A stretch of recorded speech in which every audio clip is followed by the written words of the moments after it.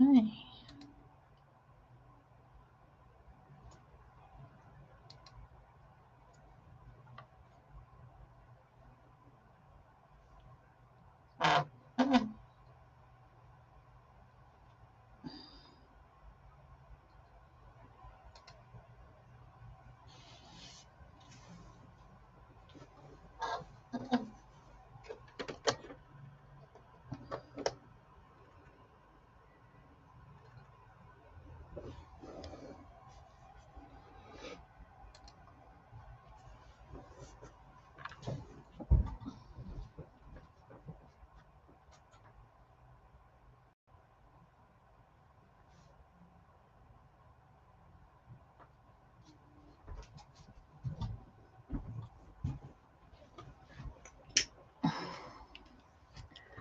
Right. Let's see. Continue.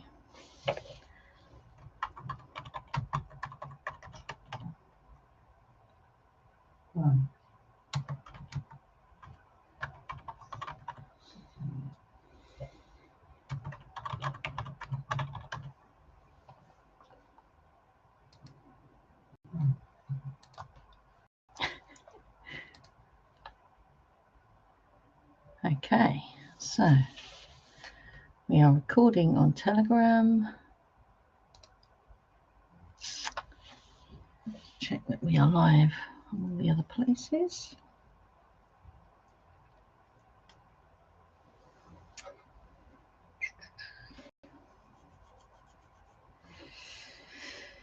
Are we live here? We are live here. Let's go and check that we're live there.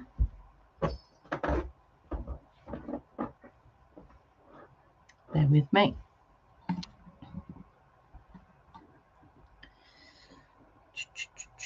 Thank you. New channel. We are live there. Let me just check we're live on. I think it's all working though. It looks like it's all working. Let's just go into the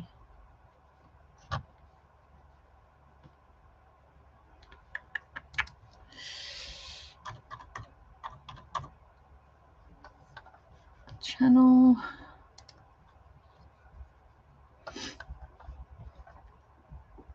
Stay with me.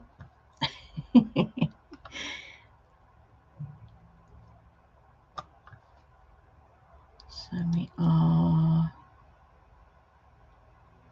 on.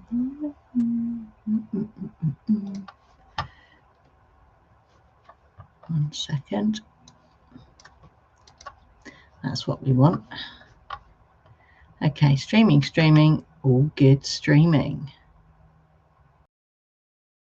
Okay, let's just wait to reload.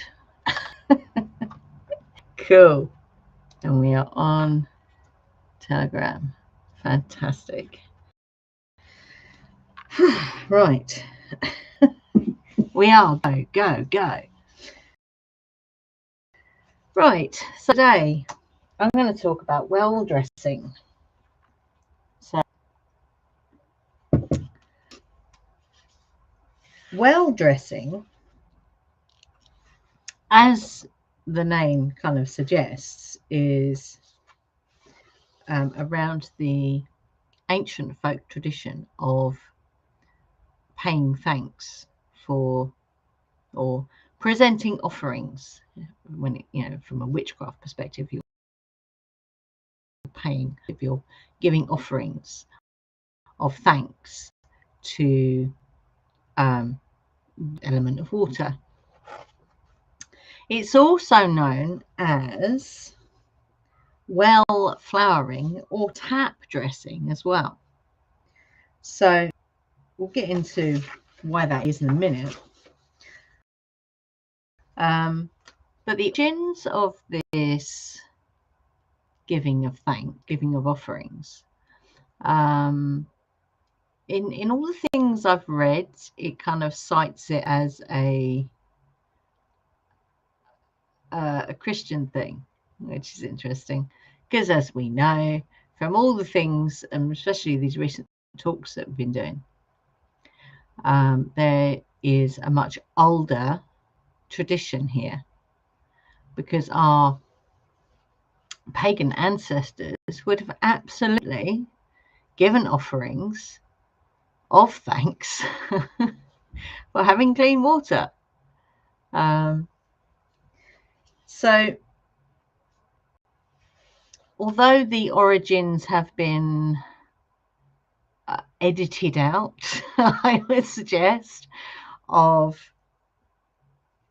the kind of the history, it is very obvious that if you have eyes to see, it's pretty obvious that this would have been a pagan, massive pagan celebration, because water, you need water, yeah. So it was definitely adopted by the Christian Church, and in fact, I read somewhere, I can't remember where it was now, that they got a bit upset. The church got a bit upset because this is paying reverence to a water elemental, and you can't be doing that. So they took it over, basically. Hang on, let me get my papers are all over the place. So, having established that, it was something that was, I mean, I don't know about in other places on the planet, but it was certainly something that was traditionally practiced in this country, in rural England, where well springs and other water sources were decorated. And I think originally it would have what people could have sourced in the area of that well. That's my take on it. So that would have been, any kind of flowers, because at the time, I mean, it is kind of, although there are also instances where well dressing is done in the winter. But in the kind of time when the majority of these celebrations are taking place, it's definitely. So I'm just checking something. I'm just checking. I'm still going on Telegram. Cool. The time when it is abundance of leafy things and flowers, and later on summer fruits as well. So it has had a bit of a revival in the past. Hang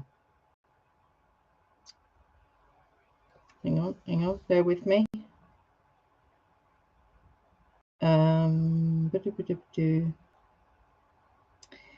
I'd say in the past few years, I mean, the Victorians kind of brought it back in a big way, because they were very much into traditions. But it's kind of ebbed and flowed, really. And part of that, the reason why it's ebbed and flowed, is village life, because a lot of this is done in rural communities where maybe there aren't as many people who can contribute to this in the villages. So there are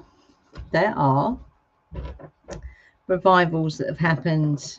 I mean, the main place where it's done now is Derbyshire, although also Staffordshire, South Yorkshire, Cheshire, Shropshire, Worcestershire, and Kent, which is really cool.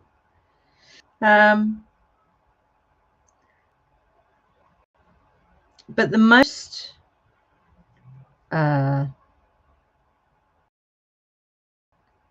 widely known one is in Britain.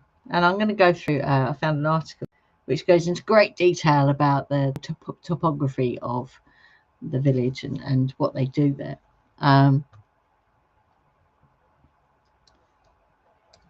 Which is quite interesting, but it's a very, very lengthy article, so I'm not going to go into a lot of detail.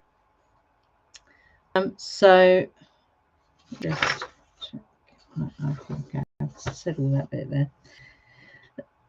So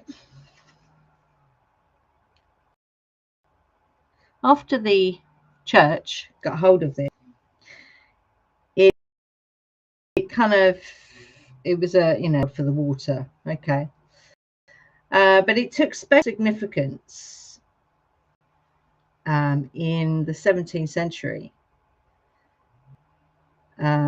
when the plague had decimated by a village called Eyam, E-Y-A-M, and there was another instance as well. Where was that?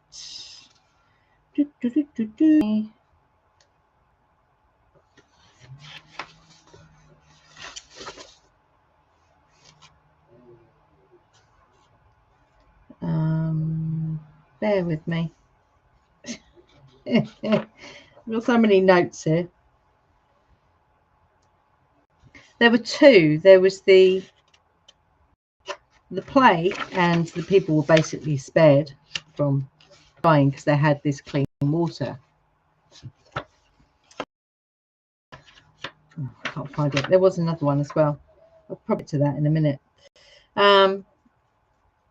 So you can understand that, yeah, why they would be doing that. Why they would be, because the plague.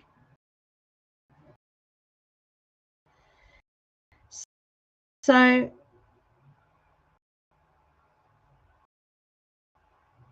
the pre traditions, it would have been very simple, but nonetheless a big celebration.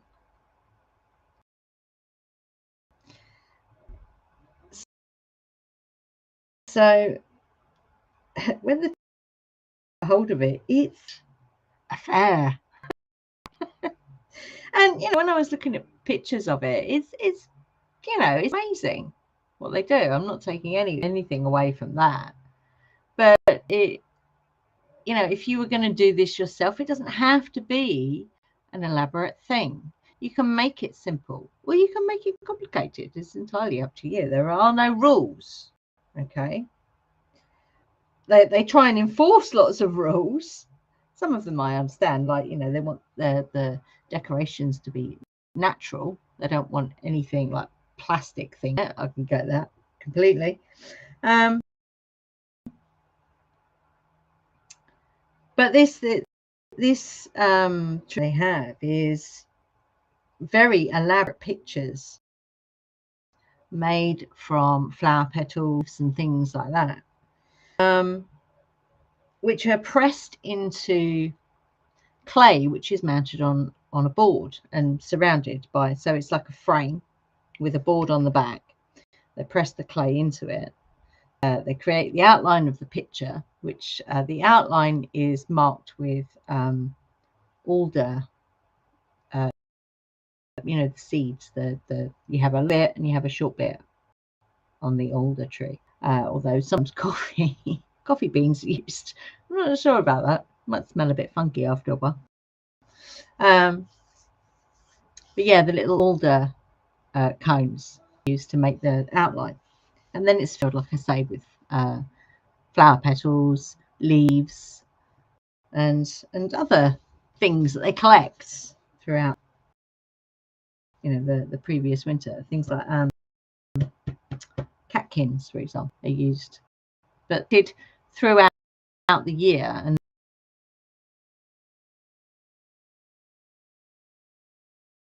I mean, if you that into Google, well-dressed pictures,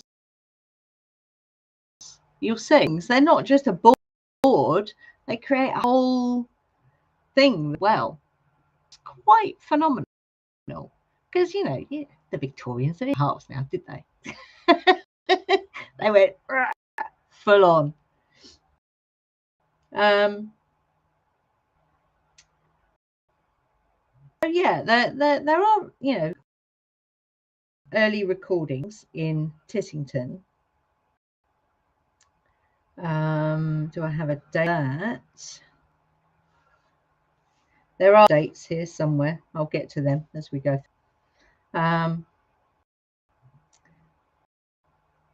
But they're also known as tap dressings. So they're called well dressings because as well they're called well flowering, I think it was, wasn't it? Well flowering because in the beginning it was, and obviously they use flower petals, so that well flowering makes sense. But the reason they were called tap dressing is that once you'd have the big tap in the middle of, now there's where's that, where we go, where there's still one, it's not a working one, I think it's in Wells, in the middle of the village, if I remember rightly. We haven't been there for a few years. There's an old tap, you know, a pump tap thing. For all I know, they do well dressing in Wells. It would make sense. So, yeah, with this arrival of this pumped water,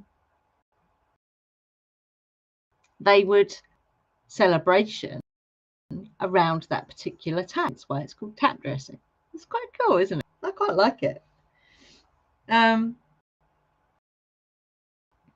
you know, I would guess that it wouldn't even need to be an active. If there was one, you know, and the nature of things now is there could be water there again. So why not? Why not give an offering, even if it's inactive well, and see what happens?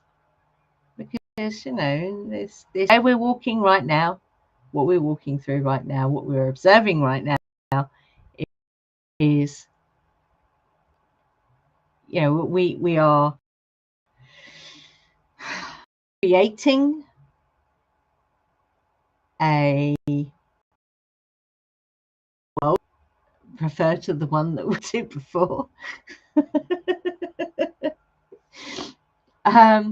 So we're creating it, but we're also allowing it to unfold, if that makes sense. So why not? You know, everything is magic after all. So why not? Why not dress well? There's one up there. There isn't one near us, train ride away, which because it's in a very public place, I very surreptitiously put some flowers one year. That's in Abbey Wood, actually. So, you know, whether it's an old well that's dried up, or whether it's an active well, or a tap in the middle of a village, you know, you don't have to make it a big thing. You can set an intention.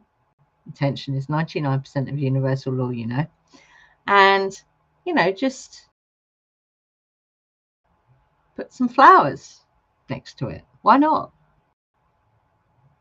That's your magic. So, yeah, so this celebration, this tradition still goes on now. Like I say, it's kind of spread from Derbyshire, so there are places, including Kent, which is really, really cool, that still do this now. There is also a website which is, bear with me, welldressing.com, where you can go to find out where there are well dressing events going on.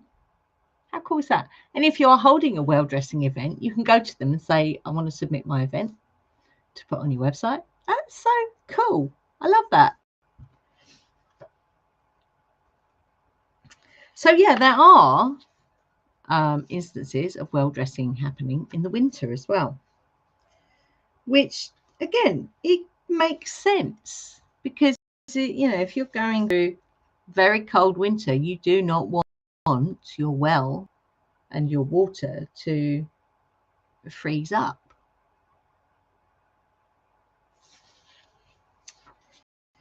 And there is also a reason why, and that it's a bit of geology actually. I might go into it, I'm not sure.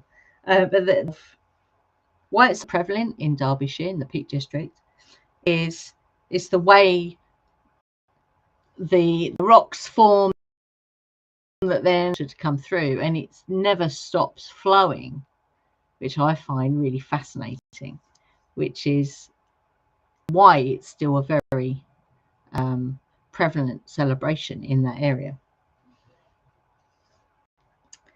So yeah, if you want to do well dressing in the winter, why not? That's really cool. So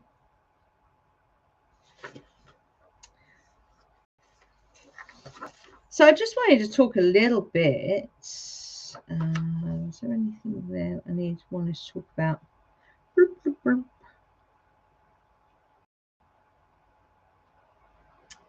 No, because that's all about Tissington, which I will get onto. But traditionally, this is made with a thick board. They do. It's really interesting. So it has to be a board that is able to withstand a soaking in the local pond or stream.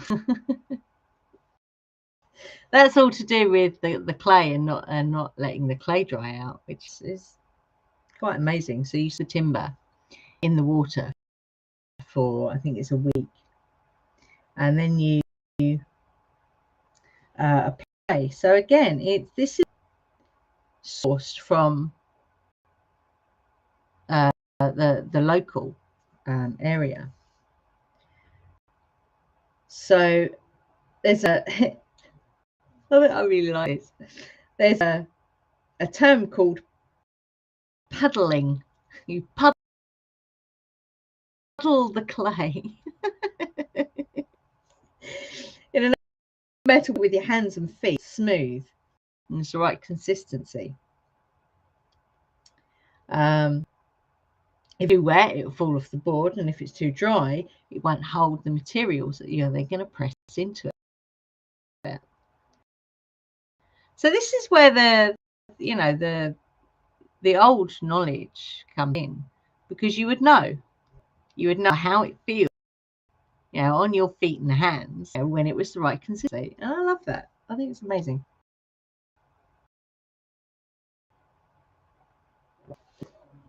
So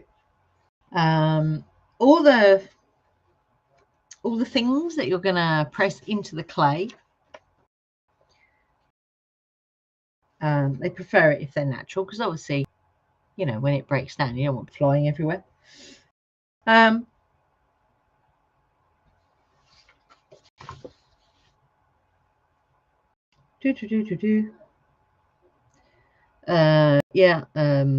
outline is made with, traditionally, with alder little cones or coffee beans. I find that quite strange. And then you use the petals or leaves or whatever other plant matter to create a picture. So obviously, because the church kind of got hold of it, a lot of them have a church theme. But there are other things been done as well, like Winnie the Pooh or Peter Pan, which I find quite amazing. And when once you've made this amazing picture, yeah, you then have to keep it. You have to keep it moist. You have to keep the clay kind of moist. So there are various different ways you can do that. Obviously, not having it in direct sunlight next to the well.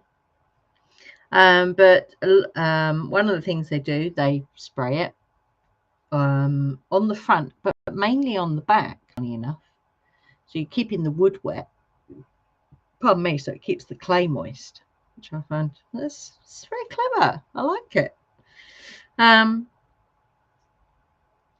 Obviously, depending on the weather, which, you know, is as changeable as all straws, so to speak.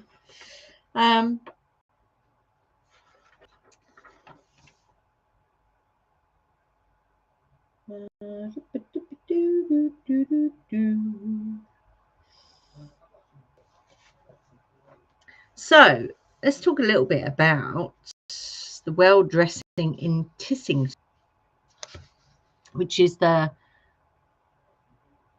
kind of hub, if you like, of this particular celebration.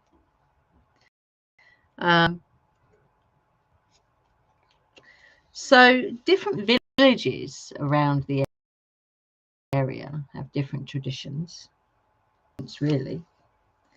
So it can be different shaped boards, the different types of clay that they are digging out of the ground. Even it does make me laugh, the rules about the materials that you can use, which is, yeah. But it's traditions, isn't it? And the thing about a tradition is, if it's coming from an institution, it can tend to be a little bit rigid, which, you know, I don't think our pagan ancestors would have been particularly rigid, because they would have been working with nature. And what, you know, nature is not rigid. We know nature's not rigid. She's not. So they might even have competitions. Who's done the best well dressing? You know, which could create a bit of a problem. So Tessington is a small village in the Peak District National Park. So it's not got a big population. And a lot of the property in Tissington, 65. So there's in the middle, Tissington, there is a Jacobean manor, where there's a duck pond and a Norman church.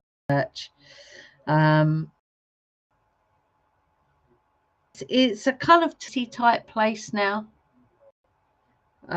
Even, you know, some of the people who help with building this well dressing exhibition, if you want to call it that, come from outside. They bring their knowledge on this particular craft, but they come from outside. So I don't know, it's kind of that tradition, that knowledge is still there, but it's like I said, you know, at the beginning, you know, the village life isn't necessarily what it was 200 years ago. You know, it's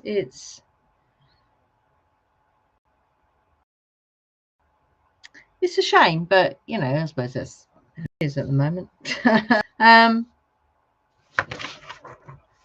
Got lots of notes here.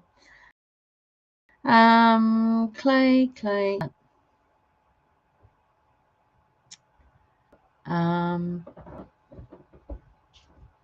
This made me laugh. In stable sheds and a marquee tent, teams of mainly female workers spend 3 intensive days fueled by tea and biscuits. I I like that. Where is it? Preparing the dressings for display. In Tissington, there are 6 wells. 6 wells. So there is Hands Well, Children Well, Hall Well, Town Well, Ute Well, like that one, and Coffin Well. Each well has a team of dressers managed by the designer, who is in charge of devising a new design for each year and sourcing the materials. So it's, you know, it's very, I suppose, that's what I'm looking for. There's a lot of responsibility there on the designer.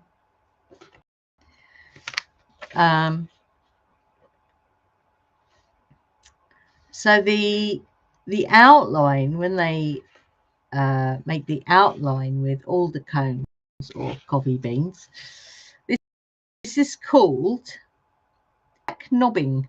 There you go. To form the outline of the picture. And then the flower petals and other bits and pieces. So the way they're arranged, it's like feathers on a bird or tiles on a roof. So they overlap each other to create this, the areas of colour to depict what the scene that they are creating.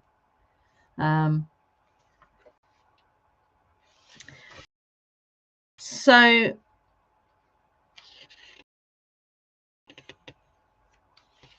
when they're putting the displays in place, usually, because they'd be quite heavy.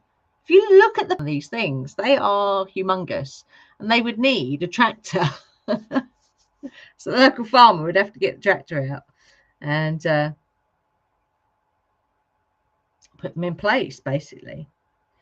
It's because they would have been extremely heavy. You got large, like I say, if you go and Google pictures of these things, they are massive. Some of these, they're like mini houses.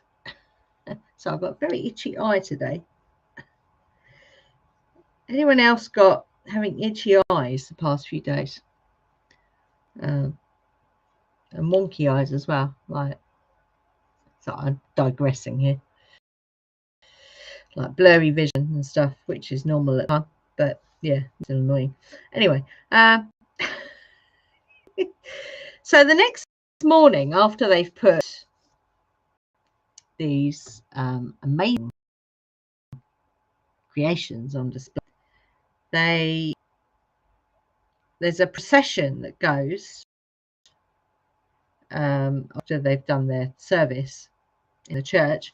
There's a procession that goes from the church past the tea tent. Very important, tea tent, because this is like a major festival. So they go round all of the wells, 6 wells is in Tissington, and at each well there is a bit from the Bible, a prayer and a song.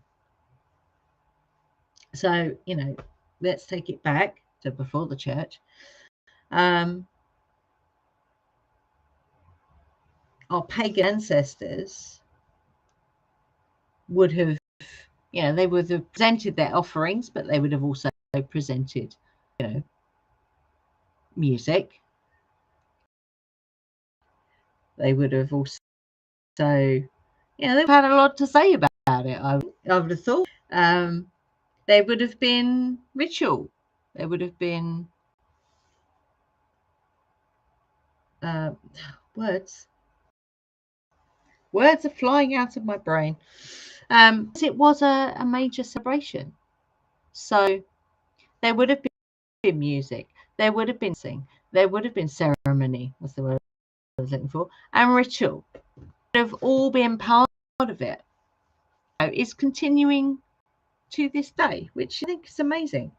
They might dress it up as something from the church, but it's older than that, and we know that.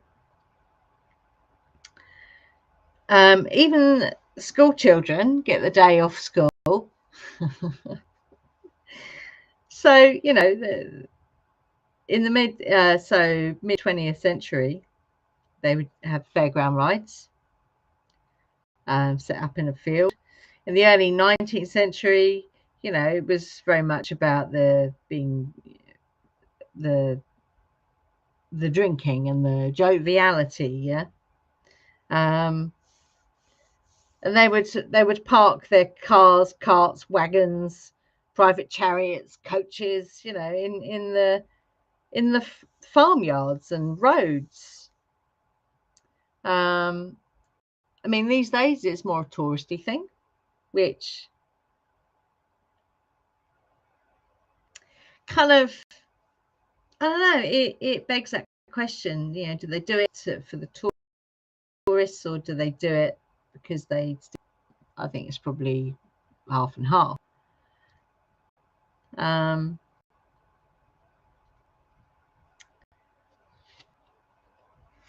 But, you know, I think if we're going to revive these things to what they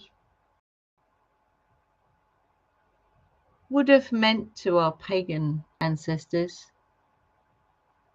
I think, you know, keep it simple. So, you know, you don't need a fairground. What you want is some people who can, you know, play some music on proper instruments and, you know, have fun with it. That's what I reckon anyway. Oh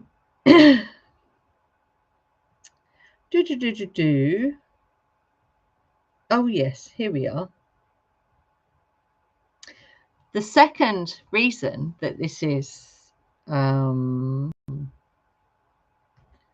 the church kind of went, oh yes, we must continue this tradition because of this. So the first one was the plague. Yeah. Now that's interesting because my other notes were saying something else. So the outbreak of the plague in 1348 to 49. So the villagers were saved from the plague because they had unpolluted water. But the other one was a drought, which was in 1615, during which Tissington wells miraculously continued to run. But that was because the geology of the area facilitates the water that's always running, the streams, the springs that are always active. So that was the two reasons why, because when the church gets involved, they're like, oh, it's God's work. It's nature, actually. Right, there's a lot of pages here that are just they're interesting, but they're not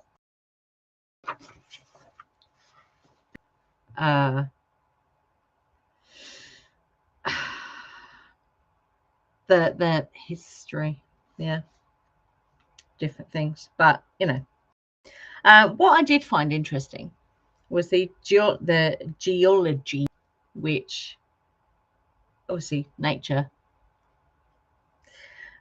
So the geological composition of the Peak District landscape is what produces it. It's like this is why I know it was a pagan thing, yeah, because nature does her thing. The springs flow, and people go, "Whoa, this water's amazing. We can drink it and not die. Let's give thanks for that. Let's give offerings for that and celebrate that fact." Yeah. So nature does her thing through the landscape and how that landscape is formed, which then allows that water. So it drains the rainwater from the earth.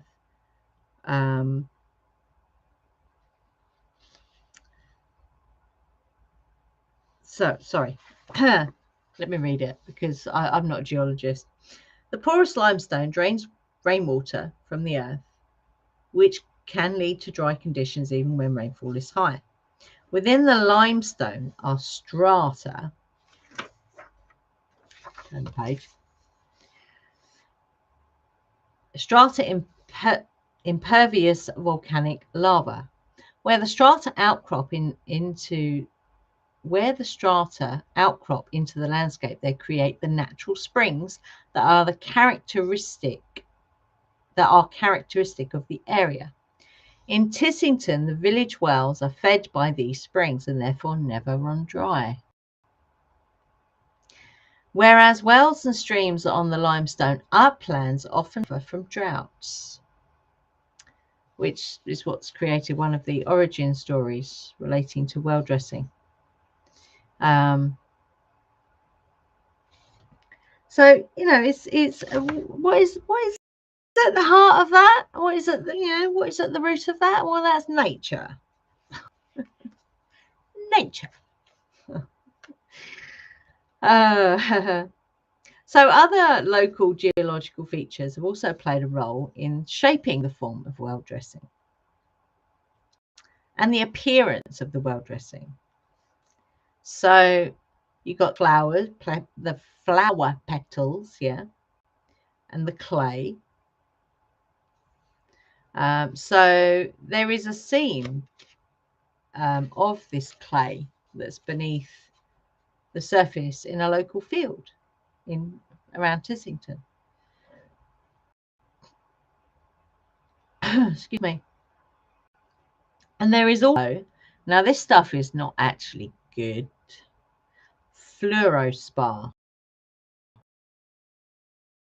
Sorry, fluorspar, or as it's called by the well dressers. So it's types iridescence. Stuff is not good. So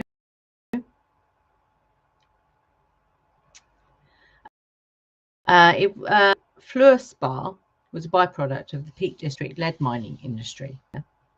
So this fluorspar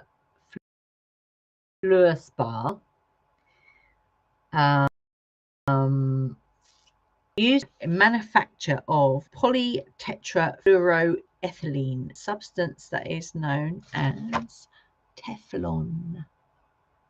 So it's not good stuff, but using it to dress your well dressing, it's when it's used for those other purposes, which is also used in the manufacture of Gore-Tex, which is really mad because I watched a video literally probably a week ago around toxic nature of Gore-Tex. I'm like, for fuck's sake. So that was quite interesting that came up in research I was doing. Yeah. So I thought that was a little interesting thing in there. You might not think it is, but I thought it was.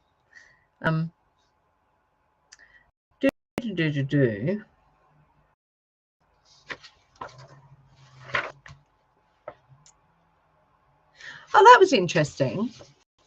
So the light in here is terrible.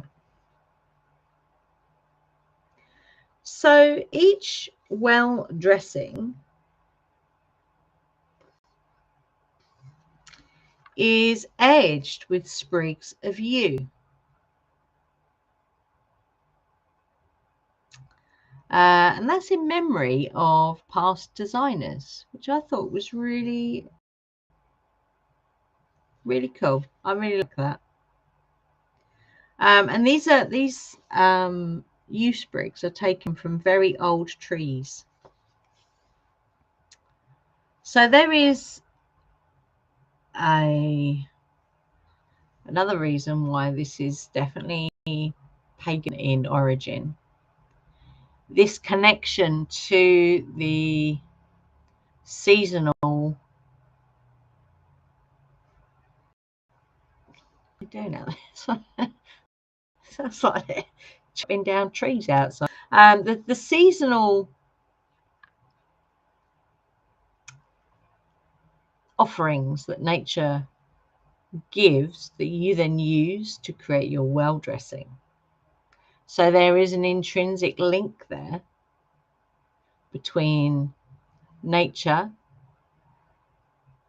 and what you are then using to make your well dressing.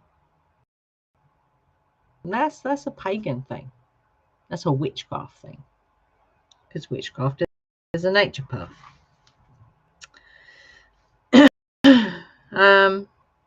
So there's an evolution there, because you're not always gonna get the same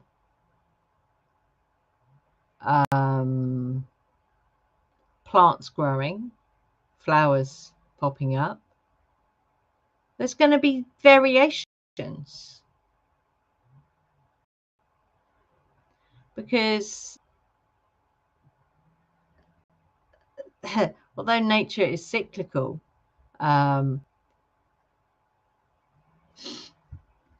something I'm experimenting with my lunar calendar, which is not in the Julian calendar. So it's like nature has her cycles, but they don't marry up to we say are the seasons. Does that make sense? I hope that makes sense. So we'll say, you hear this a lot, all the seasons have moved. Actually, no, they haven't. It's just that nature does not correspond to the Julian calendar at all, because she works on a lunar calendar, which we know is out by a few days. Yeah. Also the sun, but it's not fixed. The Julian calendar is fixed, which is why they have to put an extra day in every 4 years. Yeah, it's like,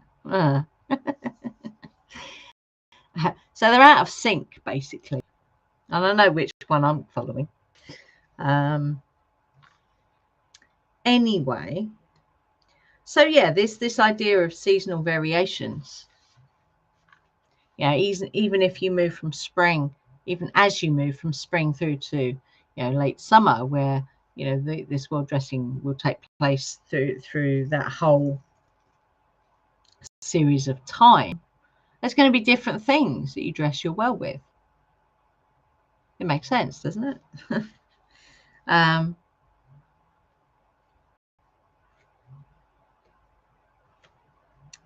So yeah, the other thing I found interesting, which I mentioned earlier, so there's an idea that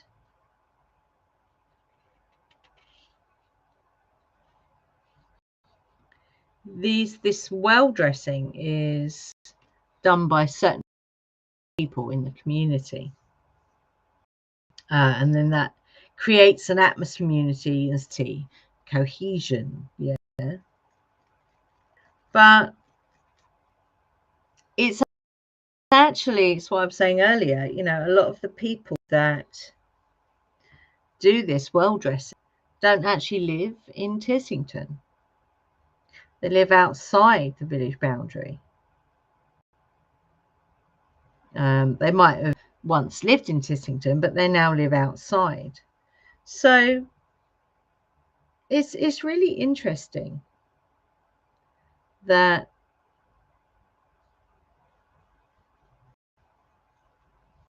is that there's a question, is that more to do with keeping up the appearance of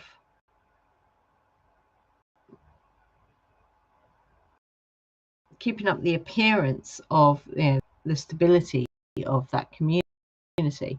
I don't know. I don't live in a community like that, so I'm just posing the question.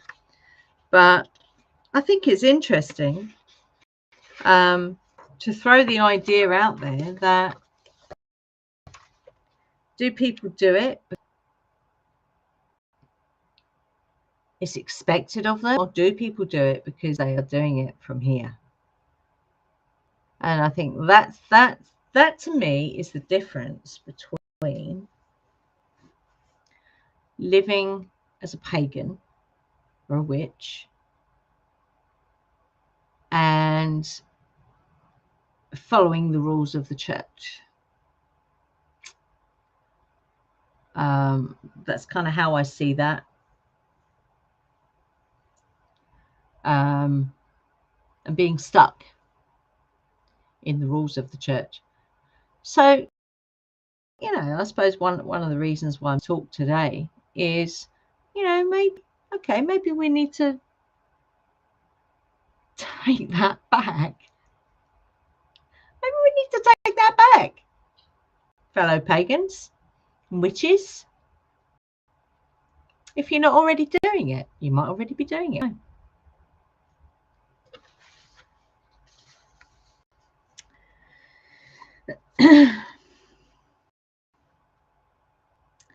So this idea of folk art, because that's essentially what this is, yeah. It's often seen as a creative practice of or belonging to the people. Although what I would suggest is if it's not passed down, that will end at some point.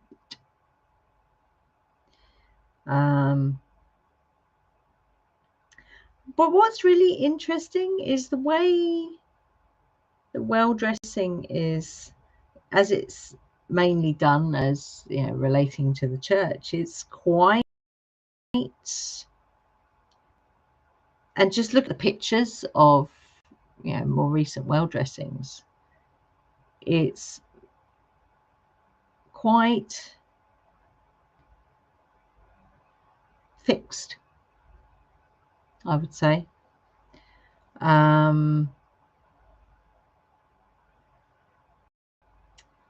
The subject matter could be described as a little conservative, a little rigid, maybe,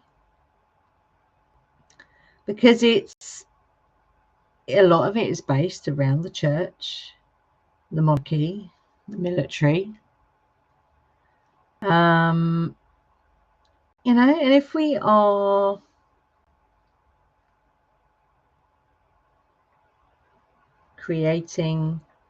wanting a different type of world, then are those things relevant anymore? Or do we need to connect to something that is bigger than all those things? That's a question.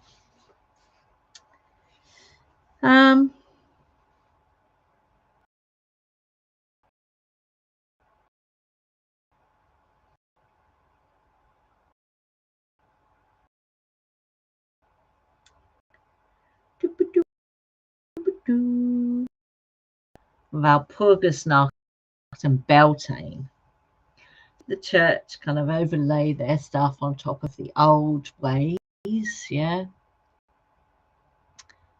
It's like they're going, okay, so we can't stop these heathens from doing what they do, so we'll allow them to have their revelry, but we're just going to call it something else instead. But you get the illusion that, or the overlay, the veneer, that it's a thing, a churchy thing. Underneath it is the heathens doing their funky thing. And I would say that this is the same. This is the same as, okay, so we'll allow, this is the church, yeah? So we will allow that on the condition that you just keep it down a bit. And instead of, you know, having circlets of flowers in your hair and, you know, playing music and we'll do it this way. We'll build these massive things that take a lot of resources, don't forget. And we'll have processions and we'll sing hymns and do all that stuff.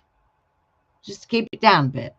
We might let you have a fairground, but we need to keep it down a bit. Doesn't get out of control. I don't know. You know. And I suppose, you know, back when the church had a lot more say in how people live their lives, this would have been a safety valve. So you communion would misbehave for a day, and you know, normality resumes, and all challenge to power would be suppressed. Because you can't have the heathens enjoying themselves and challenging the local landowners, for example. Yeah, you know. I just find it fascinating. So, oh, blimey, I've been talking for nearly an hour. Wow.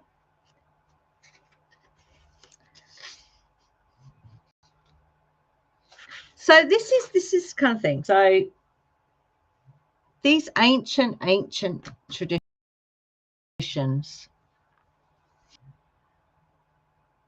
are they only kept alive for the tourists?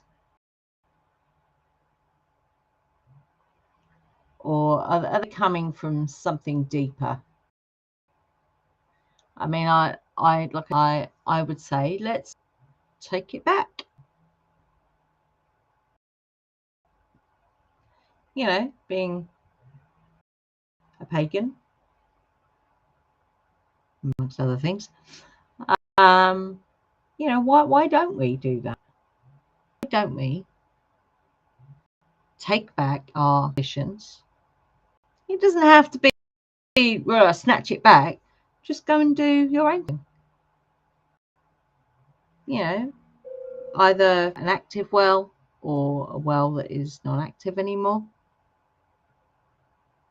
And, you know, if you do it on your own, you do it on your own. If you do it in a group, do it in a group. Water,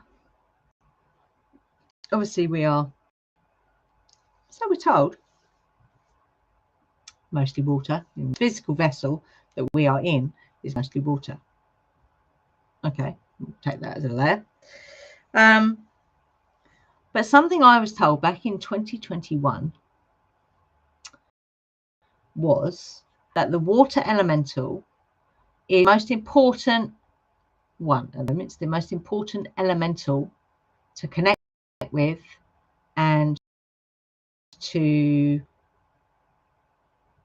what's the word I'm looking for? To connect with and work with. I mean, I haven't been told anything different to that since that point. What's really interesting is I'm now hearing other people saying it. I'm like, okay. But it is. If it was important before, it's even more fucking important right now. Excuse my French. So why don't we do that? Why don't we do that? Anyway. Yes. I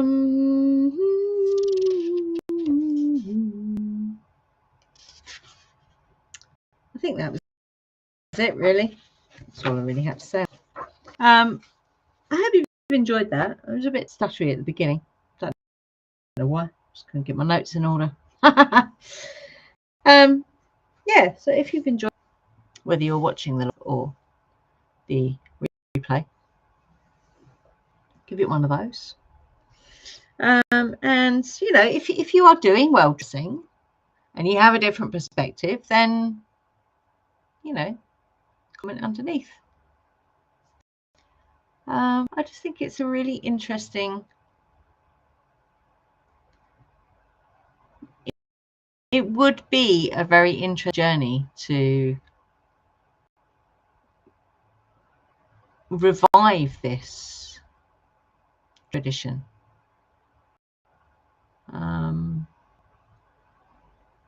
You never know. You never know where it would lead, do you? You don't know where it's going to go. That's part of this synchronistic unfolding path that we're on.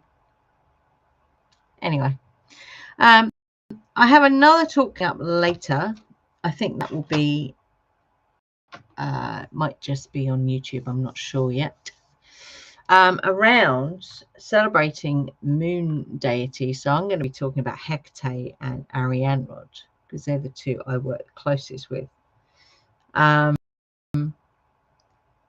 how they relate to hidden knowledge and witches. Because not always work deity.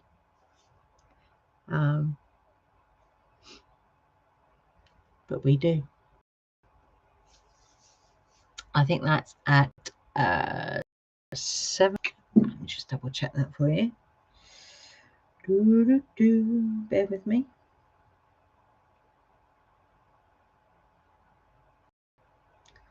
$7 o'clock.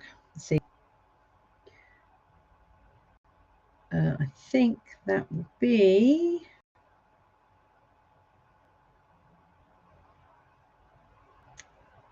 Bear with me. It was going to be on Skype, but I think I'm going to do it as a one on here on YouTube, and probably my Facebook page as well, and probably here on Telegram as well. If you're listening on Telegram, hi.